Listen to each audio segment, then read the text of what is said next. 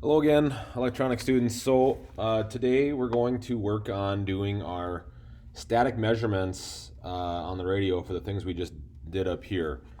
Um, I will admit I had some issues with doing these measurements, and it's taken me a while to figure out what was going on. I had a broken piece of foil on the board that I had to repair, and I also took me a while to figure out this one. And I also found out there's a misprint, I think, on the next page. So we'll go over this step by step. Try to pay attention. You know, of course, you can always rewind me, I guess, at home.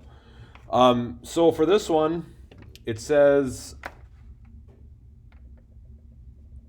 we're going to be measuring the volt or the resistance, I'm sorry, at ground test point 10, and the other one's going to be at uh, pin 6. Pin 6 is the second pin in from the right on the top.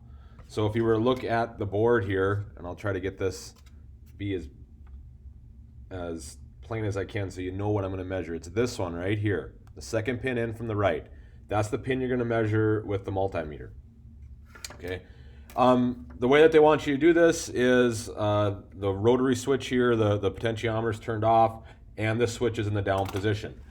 Now, the first time I did this, I measured the wrong pin, and so I goofed it up a little bit, and it gave me a funny reading. And that has happened ever since, and so if it happens to you, I figured out a workaround on it. Let's take a look and see what we get here. Put my meter on ohms. And I'm getting a number that's point, it's slowly rising. And it should keep rising and rising and rising until we get to around 4 mega ohms or so. I'm afraid I'm going to bore the tar out of you here if you have to keep watching this. But I guess in your world, you can just fast forward me. So that's what I would probably do here until this thing stops, okay? Go ahead and do that.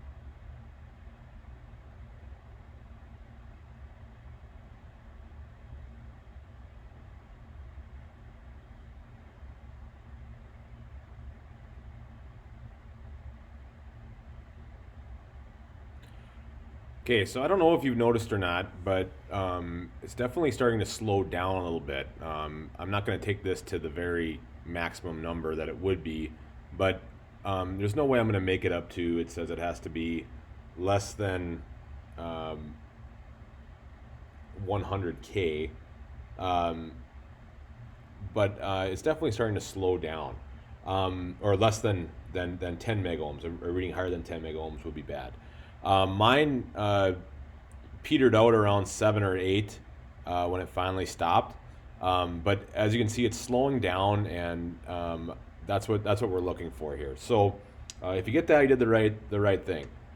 Um, Another thing that I found is that if your number comes up way high, click this switch to the top, this slider switch to the top for about, I don't know, 15, 20 seconds, and then flip it back down again, then do the test again. That drains out the capacitor that's charged if your reading is way too high. So go ahead and do that. But yeah, for my reading here, I ended up with, when it was all said and done, about 7.5 mega ohms. Not exactly what it said it was supposed to be, but within the parameters, we're less than 10 mega ohms is what we're looking for here according to the book. So we're ready to move on to your next one. I'm going to stop the video here because I think I'm going to run out of lights pretty soon.